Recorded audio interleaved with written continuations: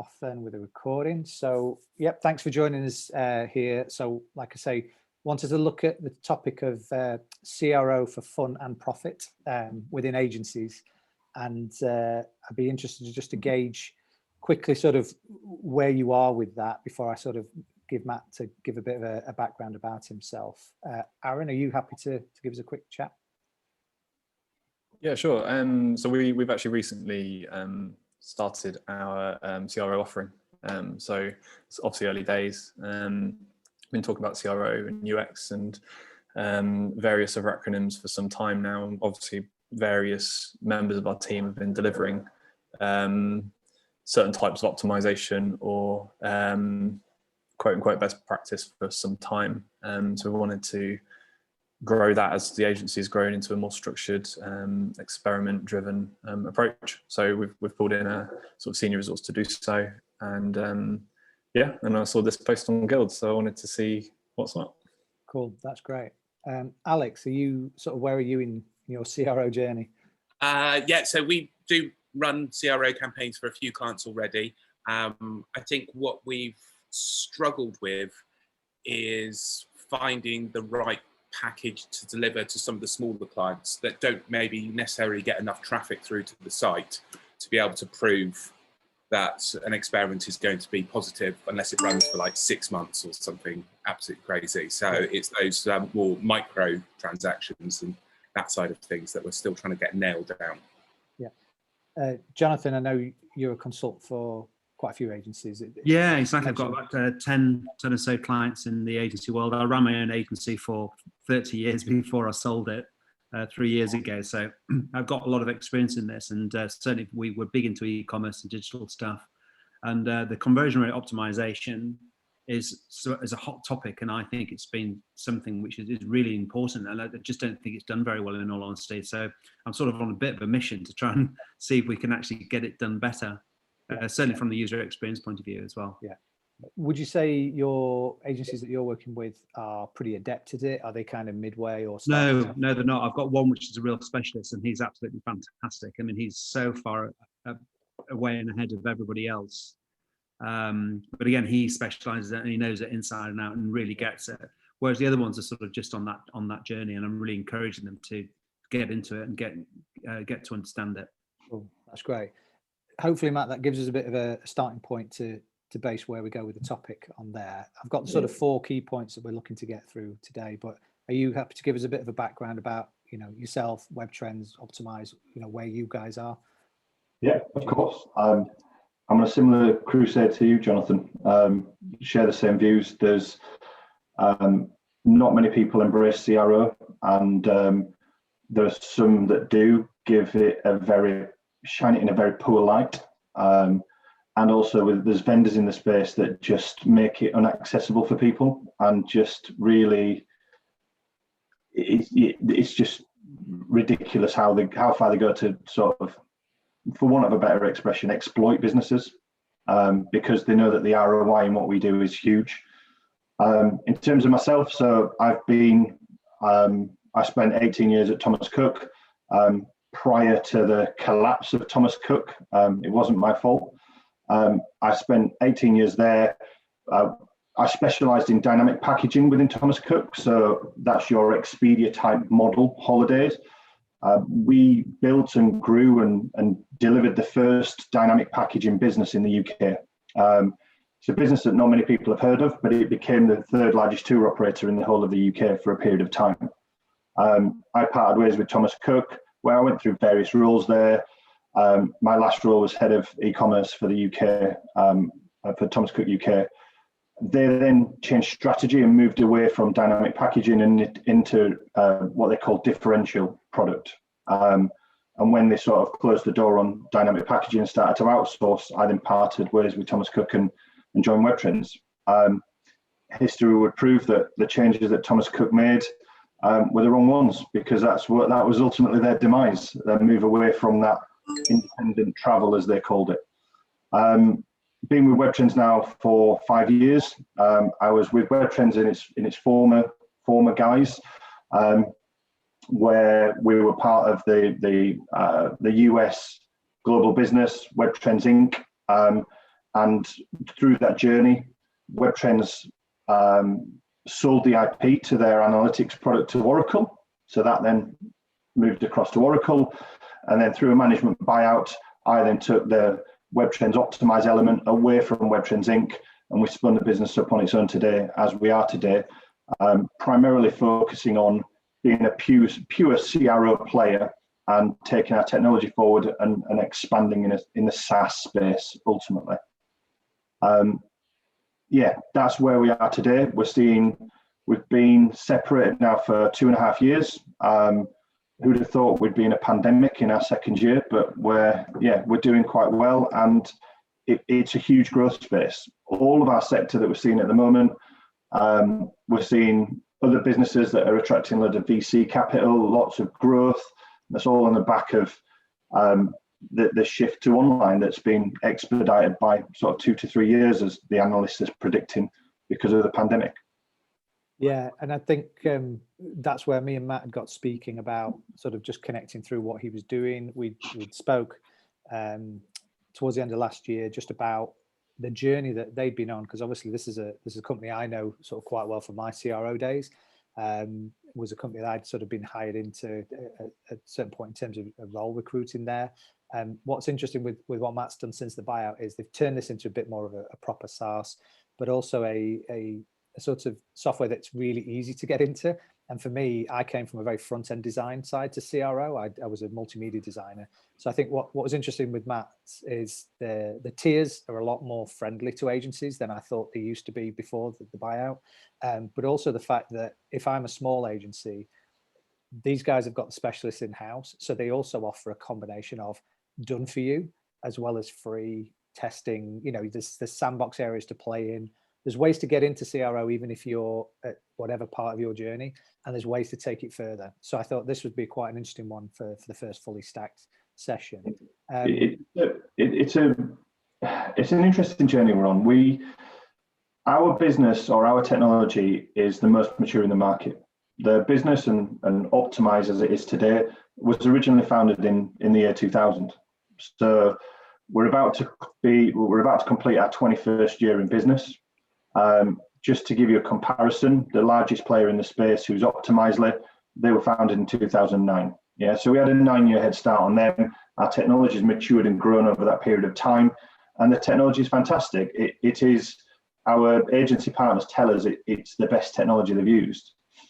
The journey that we're on is very different. The journey we're on is moving from the mindset that people had of what we were in Webtrends days, when we were a pure managed service.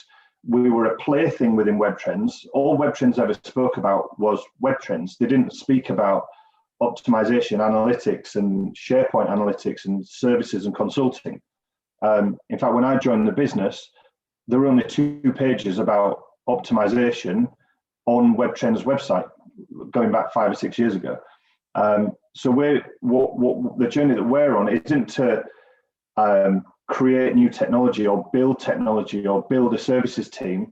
Is to raise awareness and to adapt our offering, and that's what we're doing, and that's the journey that we're on. So as we evolve as a business, our focus is about taking CRO to the masses, making it available to everyone. And when I say available, it's making it affordable.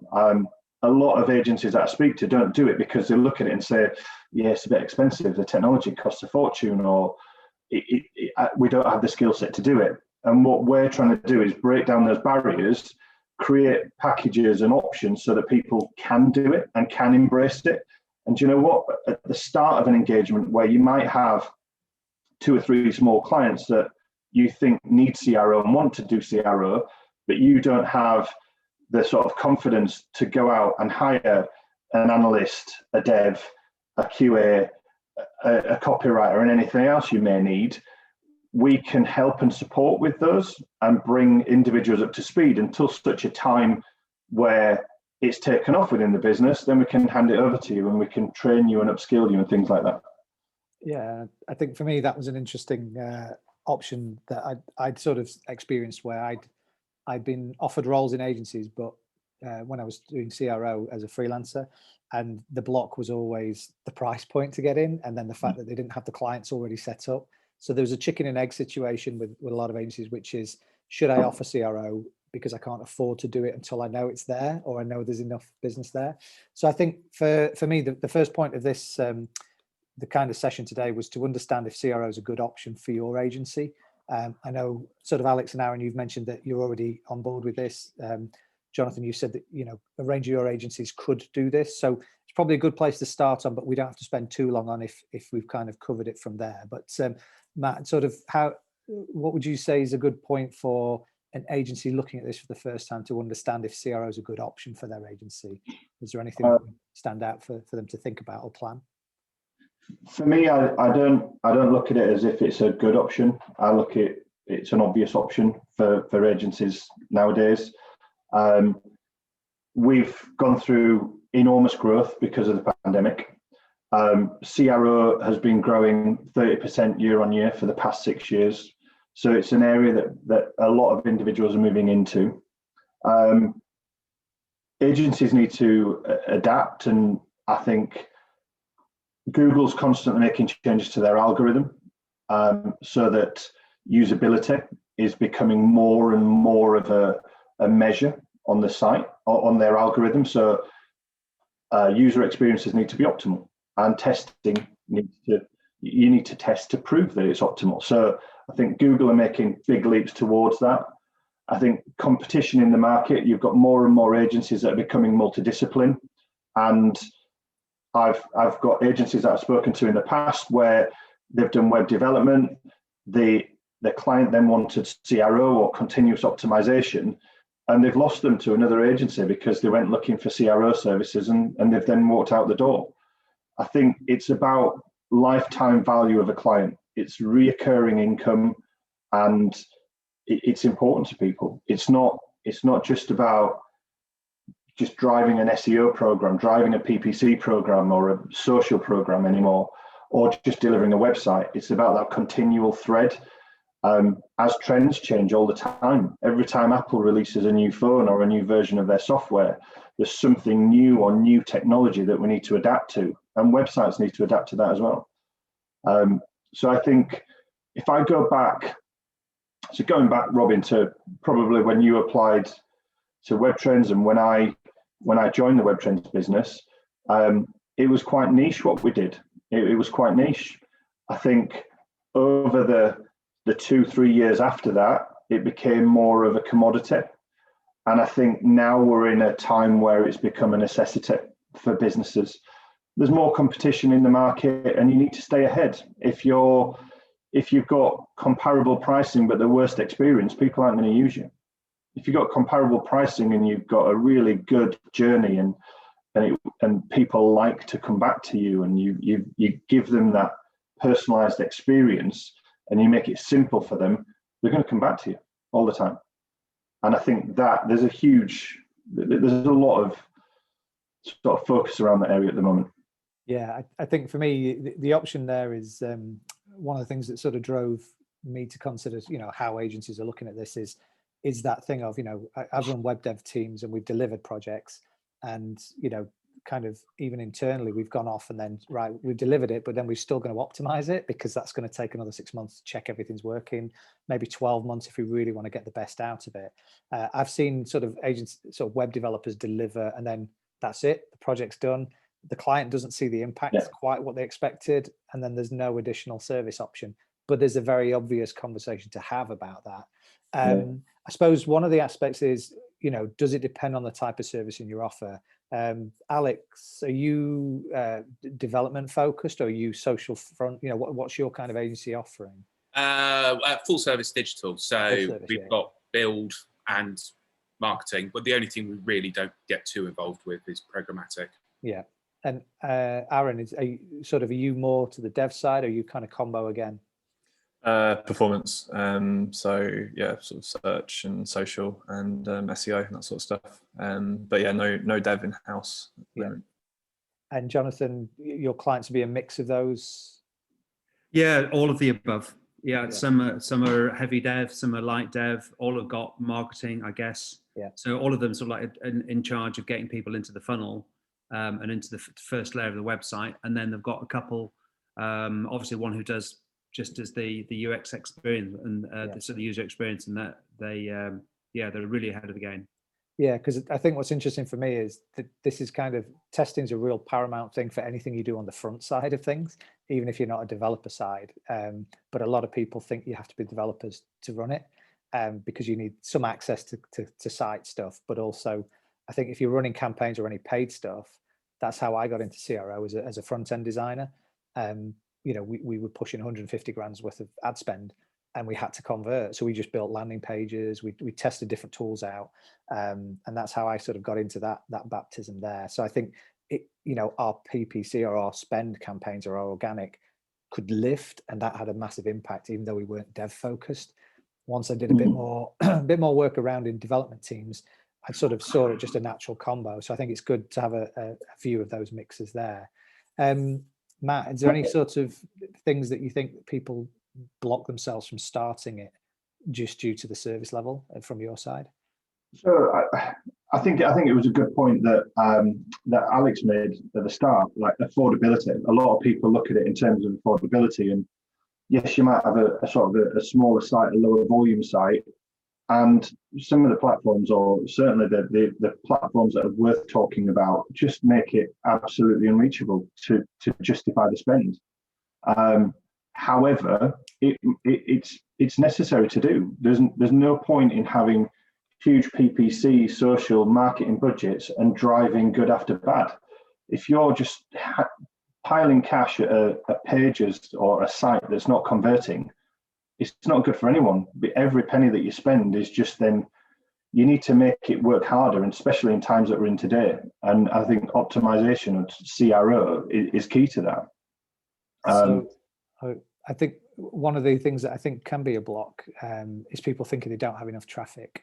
And we spoke about this before, Matt. And I think something that Aaron might be feeling as well. If you're driving a paid campaign, often you're not just driving it to all traffic to one page. You'll drive dependent. You'll split your traffic out to different pages to optimize based off campaign terms, or maybe there's different product things. So you're taking maybe a core of traffic and spreading it over 3 or 4 pages already. Is traffic something that is a blocker? There's statistical significance to reach, things like, that Alex had mentioned. What's your sort of thoughts on that, Matt? Traffic shouldn't be a blocker. Yes, if you want to, you can run tests on as little as 1,000 sort of visitors to a site. However, that's if you're doing pure testing. You're looking at playing one version off to another. But there are so many disciplines that are part of our stack and that we see as part of CRO as a whole. CRO isn't. We did a webinar recently, which was CRO is more than A/B testing. There's a misconception that when you talk about CRO, people go, "Oh yeah, A/B testing." It's not about A/B testing. It's about conversion rate optimization. It's about getting people through that funnel and ultimately converting at the end of it. In terms of lower volume sites, we've got loads of different what we call disciplines in the platform that work, that should be applied and can be applied on the smallest of sites. Things like abandonment messaging, like exit intent, social proofing, product recommendations, and things like that. There's heaps of things to drive and nudge people. We refer to them as nudge tactics. And that's keeping someone within the site and nudging them down towards the funnel and where you want them to be. But I don't think you need heaps of traffic. Yes, it's good to get heaps of traffic.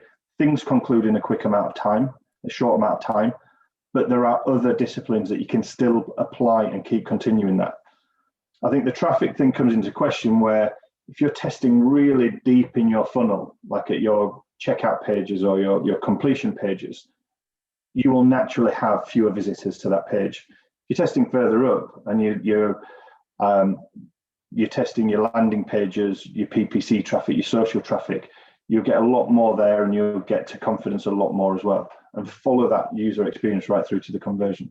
So something I'd found from my experience was we ran different PPC campaigns as well as organic, and so numbers were a sort of challenge for some of that. But like Matt said, it isn't just an A/B test, where I think a lot of clients potentially talk about that, or that's the assumption that testing is A/B, this versus this.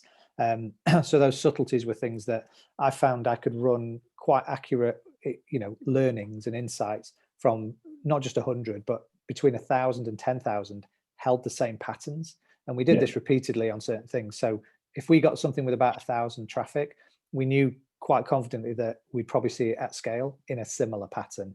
And I think it's that thing of 75% view is better than 50% view. And even though it's not 100% view, you're still working in the right directions. You're building for user experience based off your core targets. And, we've done that work to identify those core customers and stuff. I think looking at personalization and targeting. So it's a different challenge that you're trying to overcome. The personalization target is more about lifetime value of the customer. It's about conversion, but more about lifetime value of the customer, keeping them reoccurring, keeping them coming back, or increasing average basket size. So if someone's left the site and they've gone away and they've left something in the basket, when they come back, let's hit them with a welcome message. Here's what you left in your basket. Do you want to pick this up and carry on?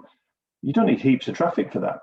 And when we've run that test before for retail vendors, we not only see that when people come back and you remind them of what they've left there, they'll also add what they've come back to the site to purchase to the basket and proceed with both elements.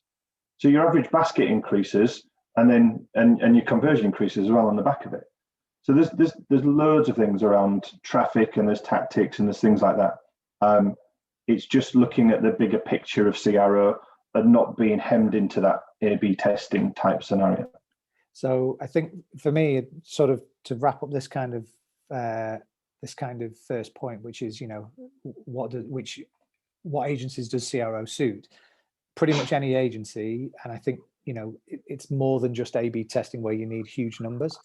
I think it's more kind of a consideration of the user experience. It's what your goal is, and if you're in a position with your clients to affect that goal, then I think CRO is something that should and could be offered. I suppose that brings us nicely to the next one, which is what ways can you offer optimization as a service upgrade, and which clients does it work best for? Aaron, I think you'd mentioned that you're already doing that for clients. We're getting started, yeah. It's a bit of a slow build. We're getting some processes and stuff in place, but yeah, we have clients who have the traffic required to do even statistical testing, as well as more objective stuff. But I don't have sort of a whole black book full of good examples to reel off you just yet. How did you broach the subject of that as a service or an add-on to your services then? Was that quite easy to do? Organic. Did you roll it in? Yeah, quite organic. So particularly, it's the same across. So our two largest service areas are paid media and SEO. SEO also includes sort of PR link building, that sort of stuff too. So our SEO team were keen on doing some more typical sort of best practice style usability improvements for obvious reasons. Obviously, Google's rewarding on-site behavior and things like that now. So they were quite keen to be making recommendations anyway to benefit their SEO performance.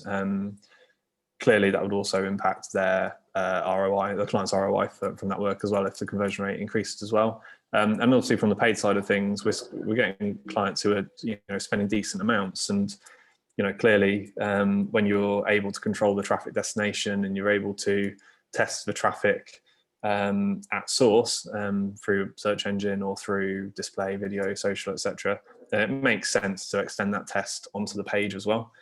So again, a few more savvy clients were actually quite keen to explore what that looks like. A few of our econ team in the paid media team were keen to start exploring that as well. So it's kind of it grew organically. Like I said, within the SEO team, we're doing some light touch stuff anyway, and have been for some time to some good success. Although obviously it's hard to isolate it without all of the tool sets. And from there we just we reached critical mass where we thought, right, now this is the year we were going to formalize it and give that responsibility to somebody and get them to grow a team.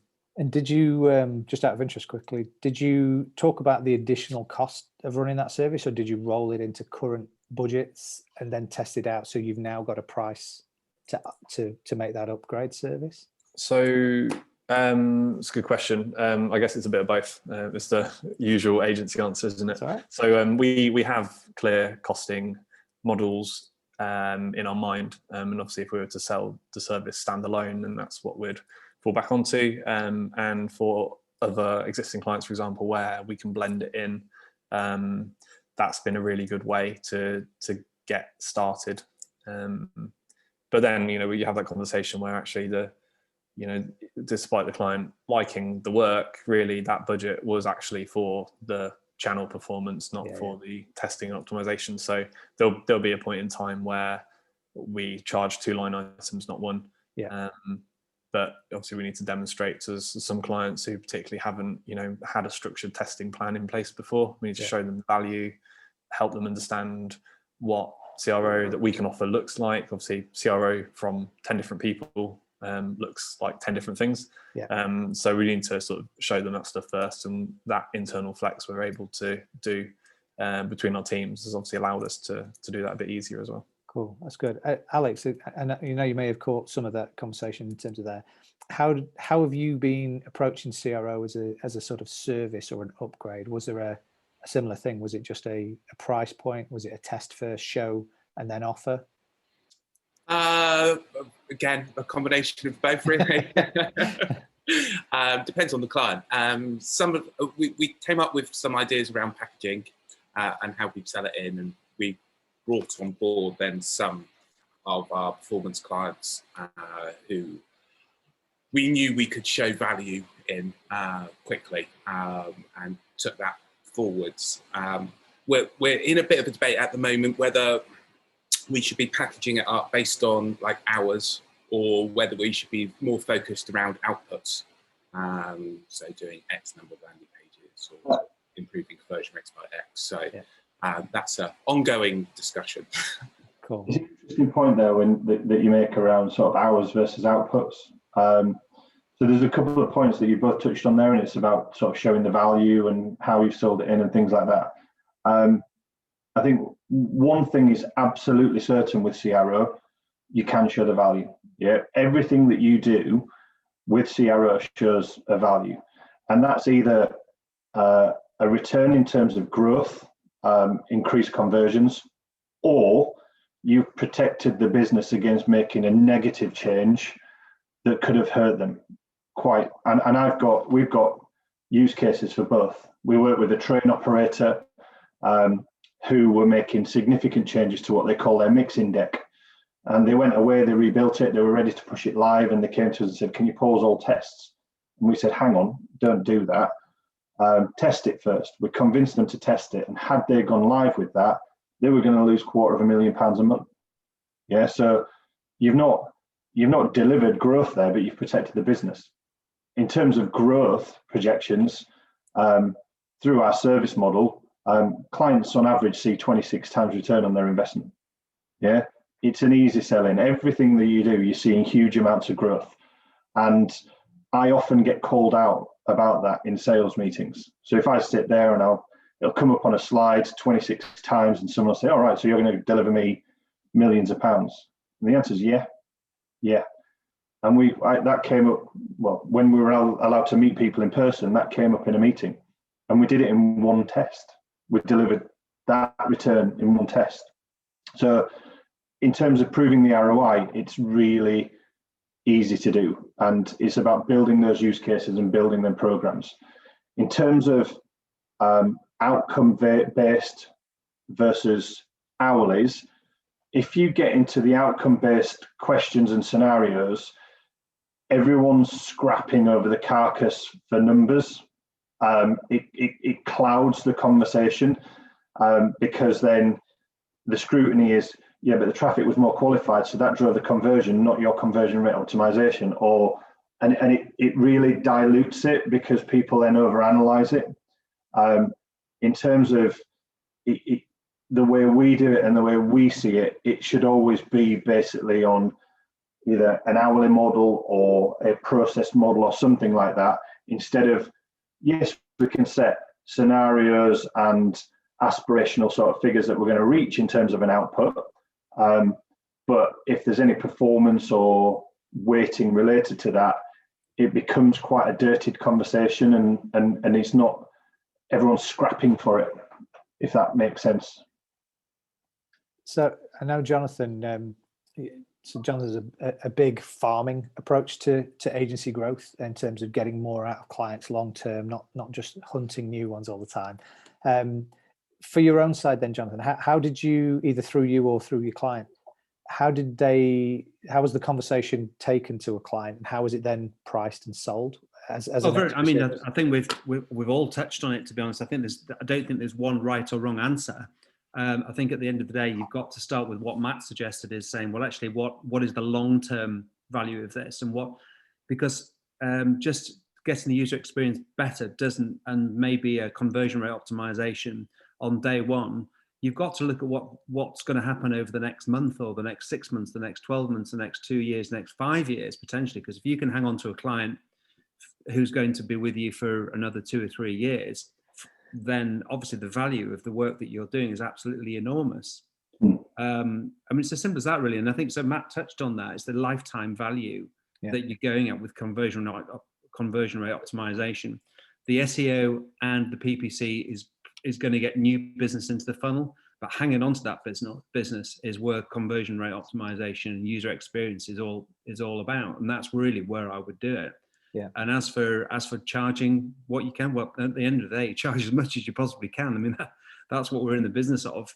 But we've got to establish what the client who's buying from us, from a CRO perspective, is what they, what value you're going to deliver. So you've got to have some sort of idea, short term, medium term, and long term. Yeah. That's a long-winded answer, but I think it covers all the points. Yeah. I think something. We're in a world where CRO, SEO, and PPC are colliding, and in terms of having separate disciplines split out either across different agencies or teams within agencies, those need to work more closely knit together. Some of our agency partners are now wrapping us up into their retainers that they have with their clients, because they see it as a key part of what they're doing and how they're applying things going forward. Sorry, Robin. That's okay. I was thinking back to, so from personal experience, 2013, 2014, I think one of the aspects that drove CRO a little bit off people's radar and more into growth hacking, sort of, which is the horrendous term for a few years of stuff. I used to see a lot of agencies, especially Manchester-based agencies, competing for work from each other by offering, you only pay when we hit this conversion rate. And that was a sort of way of jumping ahead of winning pitches or winning the work.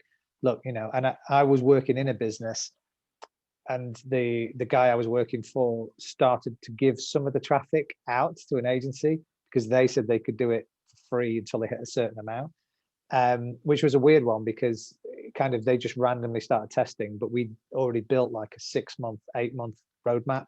We'd already got insights about what worked, what didn't for the customers, and they kind of spent time just losing traffic. And I think what was interesting is you can, with tests, like Matt said before, there's a value in learning what doesn't work and actually showing the business that by not going down that route, they will save money long term. That's a harder sell than saying, look, I've risked some of your sales traffic. Because again, the clients could be running really super well. You start testing, depending on the amount of traffic you put in that test, they may lose sales because it's a negative impact rather than a positive. But at least once you've tested it and know that you shouldn't go that way, it stops them kind of going through there. So you're kind of taking them through a bit of a minefield path, I've always found with CRO. But I think definitely from a sales and pitching point of view, not offering to do it for free, because it's very subjective about what conversion rate as a whole number is in a business. And I find that a lot of the focus used to be, we'll get your conversion rates to 35% instead of 24%, and that's when you pay us. But that could be very broad, and a lot of people in business just look at their overall conversion rate. They don't sort of have any context around that number. So it's interesting to see how people have done stuff. I think those tactics, and we see them a lot, those tactics become very detached from the business goals and also from the data as well. Yeah, so businesses that are going in and saying, I will deliver you X amount of money. They've got a pre-packed stock of stuff that they're just going to throw at the site and scrap to get it and really drive hard to get it. But that's not aligned with the business goals, the business objectives, where they want to go, the users and what the data is telling us. Yeah. CRO should be about them key primary things, not about just chasing cash. If you apply it correctly and you're in line with the business goals and where the data and everything's sending you, you will naturally hit them figures and way exceed those figures very, very quickly than just rushing and churning out the basics ultimately. Yeah. So Jonathan, were you? Yeah, sorry, I was just going to just jump back a couple of steps, and actually it's based on what Matt's just said as well, is that aligning with the long-term goals is absolutely spot on.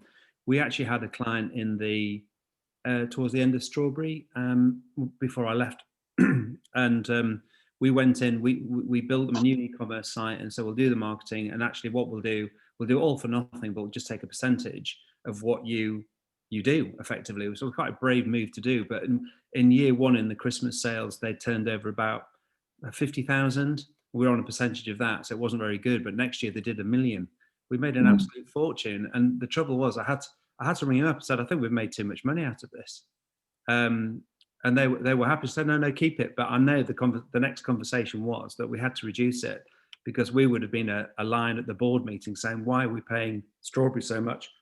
Because they're not delivering much. It's it's our website, it's our convert. So I think the balance of remuneration it's got to be. It's a very fine line that you've got to walk there. Yeah. So, but again, what Matt said is absolutely right. Again, is that it's the lifetime value, aligning yourself with the business goals, and being on the same team, but making sure you are charging the right amount of money at the same time. Don't give it away for nothing, obviously.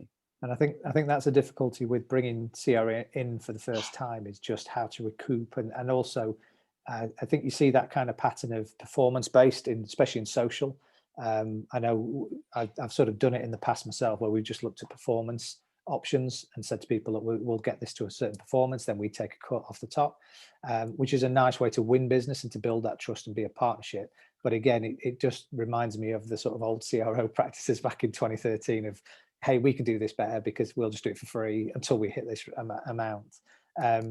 But I think, moving on from Jonathan's point, I think there's it's that plan and that strategy of it, and I think bringing it in for the first time is weighing up, putting it in to test it and see if you can actually do it. I think that's usually something that's quite good. Just do it in the background, and that's why I think I was interested in what Matt said about Webtrends and the fact that if you're learning something, you can get access to it more like a SaaS now than a big, integrated system. That just you can start to do the nudge, you can start to do the things that sort of help get the better experience. But you can do that sort of in the background just while you're learning it, and get a couple of people in your agency trained up, or just get exposed to some resources and get them sort of doing that stuff and sharing it. So you can almost have some champions. That's how I did it with some odd team. Got some UX guys going into it who were designers, got them trained up in it. They weren't coding, but they were UX, just used the sort of visual editors. And that worked really well because we kind of had the background of skills growing before we took it forward as a service, but we were already making better client impact. And so that kind of was a way to sort of say, well, actually the impact was made because we did this, and we case studied it. And that was just then a really simple way to take it forward as a service. Here's a case study of 3 clients. We lifted this. They didn't know we were doing it, but we had that sort of win, and we were very careful about how we applied it. I don't know if anyone's sort of approached it from that way, where it's case study first and then sort of the conversations. Well, our general approach would be we've got tons of case studies. They all come out in the wash when you're in conversations. But the general approach is if people aren't confident to buy into a longer term contract, we don't give it for free. We'll basically put our money where our mouth is and say, here's your contract. You can break out after 3 months. If you were not seeing the values, you're not seeing the goals. Yeah. What we do is easy to do, and it's the growth potential or the return should be enormous. There's more traffic on sites nowadays. It's very easy to, or it should be very easy to prove it in. Sorry. One thing that I would qualify on that though, Matt, it's never one thing that makes the difference, is it? It's probably 20 or 30 things working in tandem that actually make the difference. And sometimes putting your finger on which one is the silver bullet is really quite hard. Yeah. It's our approach, we like to think, is very data driven. We're a very personal business. We're an extension to your own, and our service is second to none. But in addition to that, our product is second to none. Yeah, so you only have to go and look on g2.com, and we are the best rated technology in our space, and we're the best rated for service in our space. Now, in terms of the service, that's not just for us. Our service is supporting our agency partners, but our service also extends to, I mentioned at the start, we were a managed service business. We're evolving to become more of a SaaS business, but that puts us in a unique position for agencies that don't currently do CRO, because we enable them to white label any element of our offering that they want to do. So if you're an SEO business, or if you're just a pure web dev business, we can deliver under the guise of your business your CRO program until such a point you get to the stage where Aaron and the team are at, and you then start to bring that in-house and off you go with it. And that means that we then deliver that great service that we're doing for everyone to your clients and onwards from there as well.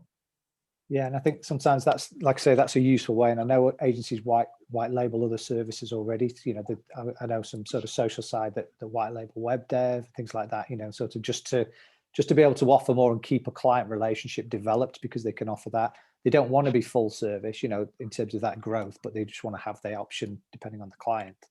What I'm going to do, I'm just conscious of time at the moment. What I'd like to, I'll do a behind the scenes, just starting a free account, having a look at Webtrends. There's some good links and some stuff there already. So for people that are watching the replay back, we will do that. What I'd like to do is just use a little bit of time for you guys here to just ask Matt stuff here, but what I'm going to do is stop the recording, because it obviously relates to your businesses and you guys turned up, so you know you get this benefit. And then what I'll do is I'll follow up with some resources and share stuff, make some introductions if you're interested to find out more from that side. So I'll just pause this recording here, and this will be the replay.